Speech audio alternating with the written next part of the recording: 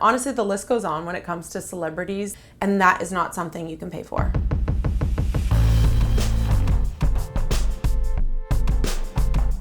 I am here with Lauren, who started HigherDOSE. Lauren, I'm so excited to chat with you because I am a consumer of all these products and I've done a lot of research on your products, but I want to start with talking about you and your career because you have a super interesting trajectory. You were a model, you did TV, and then you got into the wellness technology space. Yes. How did you land on that? Yeah, model to CEO, which is kind of really cool. Never went to business school, never went to college, so worked my way up. But started in the fashion industry when I was 16, traveled the world. I feel like I learned most of my skills on, how to talk to people, how to survive, learning from other cultures. I knew I was an entrepreneur even when I was a model. And then when I came to New York, I started TV presenting. I had my own show called Woman vs. Workout, which I was just telling you about. Super cool show. Did things like Navy SEAL training, NASCAR driving, motocross. Definitely doing 24-hour Hell Night with Navy SEALs also sets you up to be an entrepreneur, because if you can complete that, then you have what it takes to be an entrepreneur for sure. And then I got into, nutrition. My passion has always been in food. I never really knew how to take care of myself when I was modeling. Always was into the crash diets, cigarettes, Diet Coke, anything to stay thin. So when I actually learned about nutrition and how to take care of myself, it was mind-blowing to me. And I knew that I actually wanted to teach models how to eat because I felt like that was the thing that was missing when I was modeling. Started doing that, and then I actually started working for a health and wellness startup. My job was to pick the brains of the most influential doctors, naturopaths, fitness experts, and that's where I discovered the infrared sauna. Traveling around the world, I've literally done every type of sauna you can imagine, and then coming to New York, you couldn't find a good sauna if your life depended on it. So when I learned about the infrared sauna, I was like, wait, what is this? It's a light therapy that releases happy chemicals that makes your skin amazing and you can sleep good and, too good to be true. So I went and tried the only one that existed in New York City at the time, tried it, was blown away, and just knew that every New Yorker needed to be doing infrared sauna, and that's how we started HigherDOSE. That's incredible. And it's interesting to think about how quickly this has evolved because it seems like a decade ago, it sounds like that was really the only game in town. Why do you think people have been so eager to adopt this technology, and why has it happened so quickly, right? Because we've had red light therapy at least for, and I know you were talking about infrared, but we've had red light therapy for decades. Yeah. And yet it hasn't really hit the mainstream. Yeah, I think it's because with infrared and red light, you literally feel and see the difference within one session. And a lot of things in wellness, it's a little bit woo-woo, take 6 months, someone said it's good for me, but do I actually feel a difference? Whereas when you go into the infrared sauna, you come out a different person. Literally you feel calm and connected, your skin is glowing, that night you sleep like a baby, you feel happy and light, it's transformative. So for me, I think that that's what made it take off so quickly, is because people would come and try it, and then they would tell their friends about it, and then it just spread like wildfire. And we joked that we never needed to do any marketing for the first 3 years, because everyone would come in and take a sexy sauna selfie in the sauna, and then it just went viral. And people didn't even care that it was infrared. They just knew that they felt amazing afterwards, and it wiped away all their sins from the night before, and that was all they needed to know. It sounds like there was really only one sauna. You discovered it after you came back from your travels, and then you opened up kind of the next iteration. No one knew what infrared was back 8 years ago when we opened our first location, and then before the pandemic we had 11 locations within 3 or 4 years. Wow. And so that's interesting though that you didn't have to rely on marketing. So you think it's social media and selfie was really kind of what... Well, word of mouth, I think, more than anything. People would tell their friends because they saw such a big difference, and it was affordable too. It wasn't something that's $1,000 as an entry point. It was $40 for a session back then, and you felt like a brand new person. Interesting. I'm hoping that you can be a little bit of a guide for me and the people who are watching this video when it comes to wellness, because as a consumer, it's just so overwhelming. There's so many things you can do. Now I think that I need an ear bead. Do you know what that is? Where you put it in your ear. Yeah. The ear seat. Every day I'm thinking about and getting Instagram ads for things that I feel like I need. Yeah. How do you navigate everything that's out there, and how do you look at what the science actually says? Yeah, this is always my biggest thing. I use myself as a guinea pig. I always like to try all these different health trends.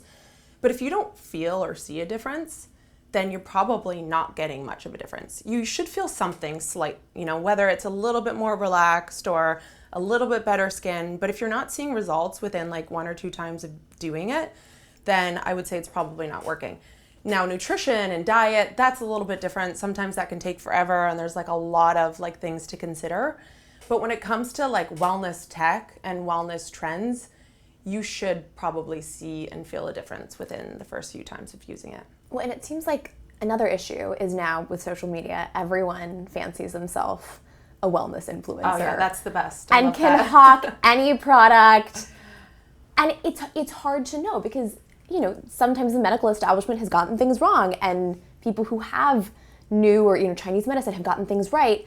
And yet it's so hard as an average person to understand the science. Yeah, and what works for you might not work for me, which is why it's so bio-individual, and you really need to have a really good relationship with yourself and know whether or not you like it, or you're just like telling yourself, this product's amazing because I heard it was.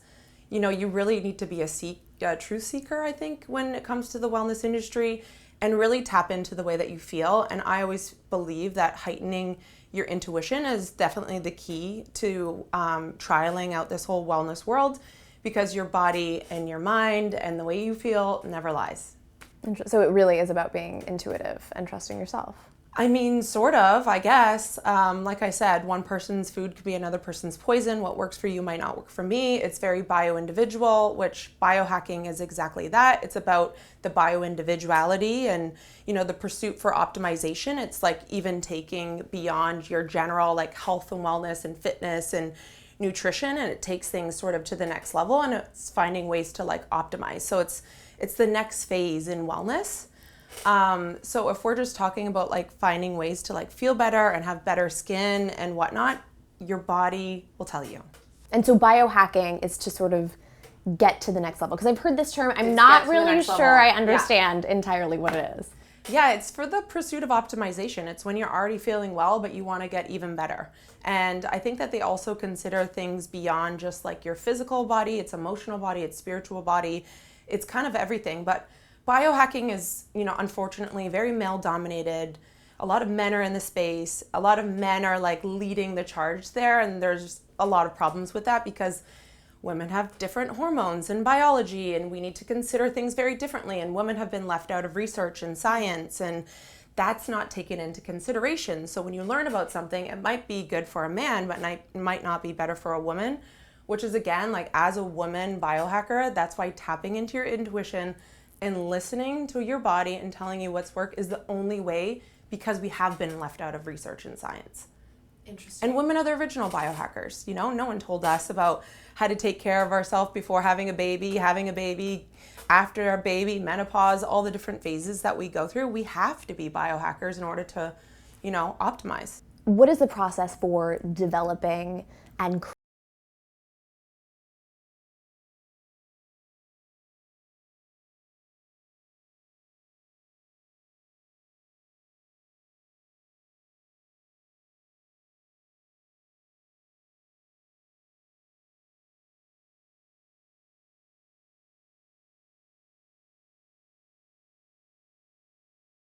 really focus on making it accessible, whether it be the price point, mainly the design of the product, making it easy for you to want to use or be able to use every day.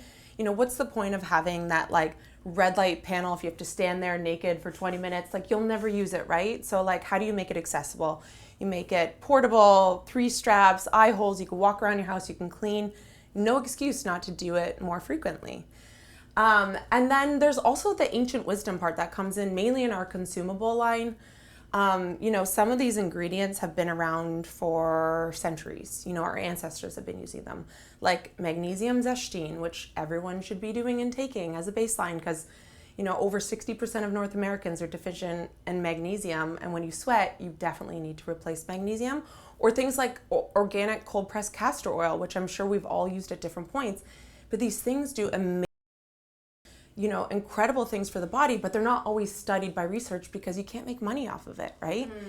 They would rather study that pill or that medication. So there's so much opportunity to marry ancient wisdom with, wellness future technology and pair it together. And that's exactly how we think about product development. You make a very interesting point about the profit motive for all of this, because I think it's really astonishing when you think all of the things, all of the resources we have, and the things that we could be doing. And that statistic you just cited, 60% of people have a deficiency of magnesium.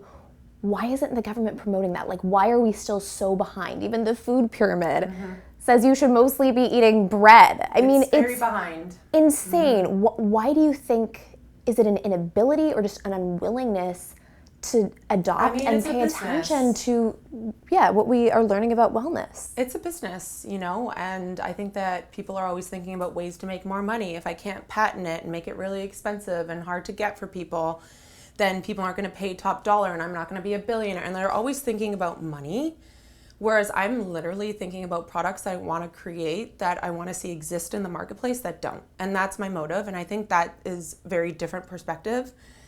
And, I get it. I think that, we have a long way to come when it comes to the medical system and the world and the way that we educate. But it's always about coming back to your grassroots, tapping back into nature, tapping back into your intuition and having more of a relationship with your body to really know what's working for you. Don't fall for the marketing all the time, Yeah. How do you differentiate yourself? Because I know when you started, it sounds like you were basically the only game in town, and now it feels like, and as somebody who is constantly targeted with Instagram ads about this, it feels like there are so many options. Yes. To be honest with you, I always believe that the more players in the space educating about the power of these technologies is the better for us. I think as long as we are a better company with better technology and better studies and resources and, transparency around our materials and why our products are better, that's what we like to focus on. And we always are thinking about innovation too as well and staying ahead of the curve. I don't really like to dwell on copycats or anything like that, because I really do think that more people out there that are talking about things that can change your vitality or make you feel better is really important. Do you think there is innovation in this space? Because you mentioned probably the reason that Pfizer has so much money for R&D is because they have this profit motive. So do you think a company that is primarily focused on wellness can devote those kind of resources? And do you think that we will see more innovation in the space? I mean, I hope so. I think that there's more companies, that are like these Fortune 500 companies trying to get into wellness, whether they buy up smaller brands like myself or whether they put money to developing their own. I'm not sure. I think we're still ahead of the curve. We tried to fundraise like 2 years ago and everyone was like, well, how do you know infrared's not like a microwave? And I was just like, oh, this is such a waste of time. Like, how am I trying to convince you of these benefits? Like, it seems like they haven't really fully caught up.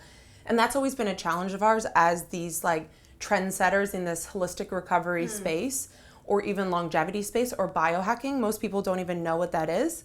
But you are starting to see a trend of, different companies coming out with like cold plunges and saunas, and it's trending on Instagram. And I just think since COVID, we all realized that we need to take our own health into our own hands, and the only one that you can trust is yourself, and that this is a lifestyle. It's not a quick fix. There's no magic blue pill.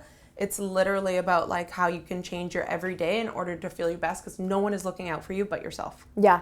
And speaking with Fiona, I understand that COVID was sort of instrumental actually in your evolution as a company, that you were really focused on real estate and having locations in New York. And as a result of the pandemic, that business model had to change. Yes. We were really lucky that 2 years before the pandemic, we launched our sauna blanket. We always got asked to do pop-up locations and we couldn't lug around a 600-pound sauna. So we took this rudimentary sauna blanket that had high EMF and bad materials, and we went to South Korea with our advisor who's been in infrared for 30 plus years, and we created our sauna blanket for these pop-ups. And we took them to the pop-ups and everyone was like obsessed and they wanted to buy it. And then we just like trialed it out with our community and sent out a newsletter and people were buying them. So the sauna blankets were growing at 4x, whereas the locations kind of like halted in terms of growth. So for us already internally, we decided to sort of consolidate locations and focus on selling the sauna blanket. We already had our second product, which is our infrared PEMF mat, which I'm sure you guys will see in 2 seconds. That was already in the pipeline. So for us, it was an acceleration. It wasn't a pivot. And overnight, when everyone couldn't go to the HigherDOSE location or go to their gym and do the sauna, everyone was buying that sauna blanket and our PEMF mats to bring the sauna into your own home. Yeah. Let's talk about the financials just briefly.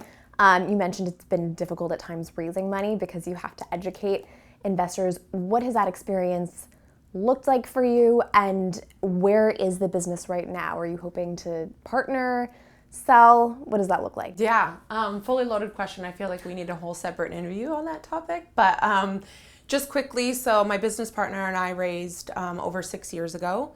We raised $1.2 million to get our locations up and running. We tried to raise money 2 different occasions in the last 3 years. And again, it was such a struggle trying to convince investors that this is here to stay. It's not a fad.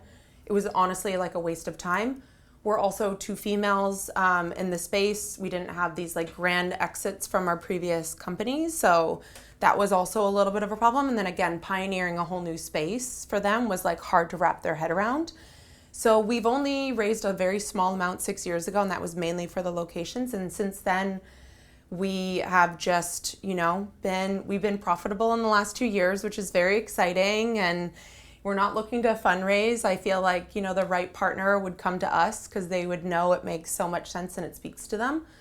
And then for me, I'm not someone, I don't come from the finance side. My business partner is more of the finance. She probably thinks more about money and fundraising more than I do.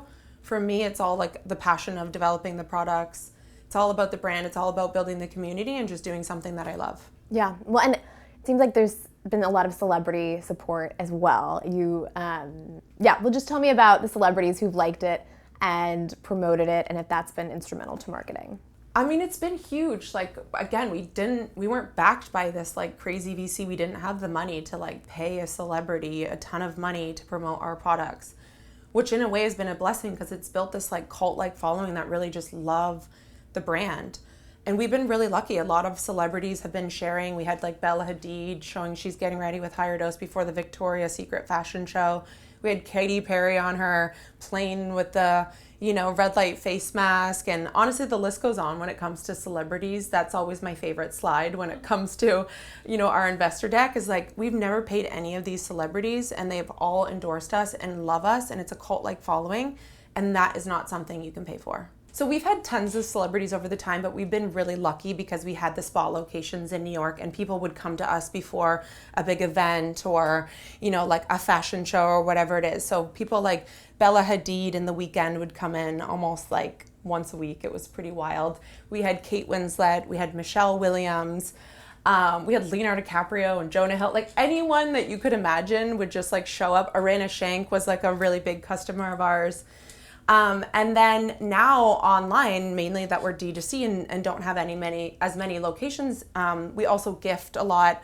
So we had Lady Gaga that travels with our sauna blanket. She has fibromyalgia and talks about the benefits of infrared. So that's been really helpful. We had Serena Williams being obsessed with it.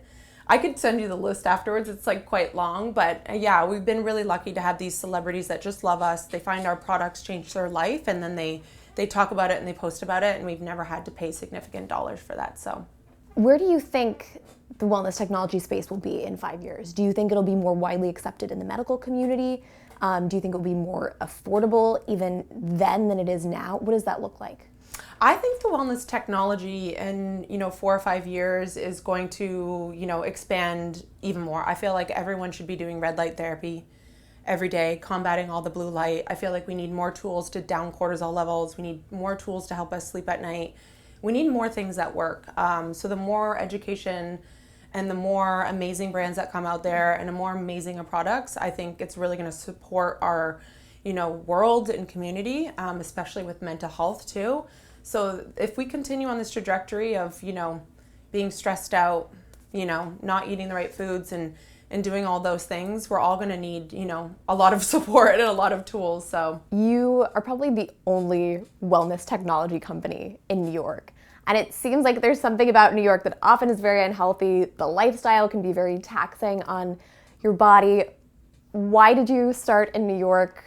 what makes you excited about being in wellness here in the city? Yeah, I mean, because I was a New Yorker for 13 years and was stressed out, had hormone imbalances, couldn't sleep at night, between the stress, the go, the light pollution, the air pollution, the toxins, the, work hard, play hard mentality. It was like really hard on my body, even in my 20s. What's amazing about wellness technology and our tools is really that we all know that we need to be more in nature, looking at our phone less, eating better food, but it's not always easy and we don't always have time for it. So we're creating these tools that really replicate nature and the healing power of nature and replicating that and bringing it into people's homes. I feel inspired here as a visionary, as a CEO. I need to feel inspired, and New York is the most inspiring place. If I didn't live here, I don't think I ever could have started HigherDOSE with no, college degree in business. But I think with people that have passion and drive and they have conviction, that really means something here. And I think that's why I've resonated with this city so much and still do resonate with the people here. Okay, for the next iteration of our interview, we've ended up in the sauna. Explain all of the gadgets and the gizmos and what this does. Okay, so this is a full spectrum sauna, which is near, mid, and far technology. The near and the mid are in the front. That's why they're glowing red. These are amazing for skin, working on the epidermis of the skin, building collagen. These are the far infrared. This is more notoriously what people know infrared saunas to do, which is more detoxing, more downing cortisol levels, putting your body into parasympathetic state. Sweating, vibrating those water molecules, pulling out that radiation, heavy metals, and environmental pollutants out of your fat cells. This is a light therapy sauna. That's the main difference from a traditional sauna versus an infrared. It's on the invisible light spectrum. Fascinating. Okay, no, all of that's perfect. It's always so overwhelming for people. Great. Okay, and how often do you use this every day? I don't use it every day, mainly because it's really hard to stay hydrated, and I drink coffee and whatnot. So I usually do it about 3 times a week. I like to do it after 5 o'clock because you release more human growth hormone past 5 o'clock, but it helps with your sleep exponentially. Like using heat before bed is going to help you sleep so deeply. Interesting. Yeah. Also, I know you recently announced a partnership with Zapora. Oh yeah, in store. We've been online with them for 2 years, and now we're in stores, 200 locations. They took majority of our wellness tech as well as our consumables that go with the wellness tech. We're so excited. And what has that meant for sales and for reaching a new audience? Oh my gosh, it's huge. I mean, everyone loves Zapora. They're the leader in beauty. I think bringing, holistic recovery or biohacking or longevity or whatever you want to call us to more mainstream audience is so important. And I think also giving people the option to have clean beauty and really devices that work from the inside out versus just topically putting on top is really where I believe the direction of beauty is going.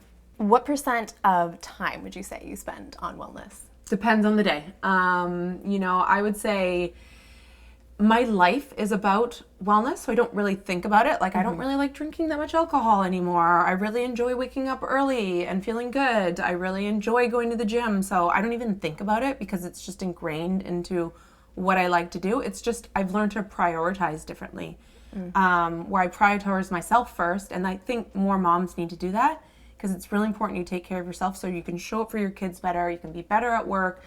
It's so important, and that's really helped me as a busy mom of 2.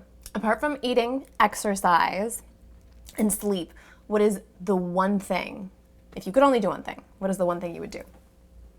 The infrared sauna is still the best wellness product, the best experience. If you haven't done one, come and try it. You sweat, you detox, you feel amazing. It's just like by far the best thing out there. Best thing New Yorkers can do to stay healthy? Oh man, not stress. Easier said than done. Morning routine, what do you do? So every morning, I like to wake up in the first thing in the morning. I like to go outside and just drink my coffee out in the sun. I think that is such a simple thing that anyone can do, and it's so important. I try not to get on my phone and my device. It's very triggering, and I do the same thing at night. So after 6 o'clock, I put my phone down. I don't go back on it. I rather just spend time with my kids, put my red light face mask on, read a book, do whatever, just be careful of the devices. It's what's making you not sleep at night. Interesting. Other tips? Anything else that you recommend people do? Oh my gosh, there's so many tips. It just depends on where you're at in your wellness journey. But water, clean water, good water, hydration, that's also key in feeling vital. Okay, what are the craziest things that people are doing for their health right now? There's so many crazy things, especially in the biohacking world. We actually have a show called Biohackers where we've done half of them. So one thing is, putting tree frog poison on an open wound, which is...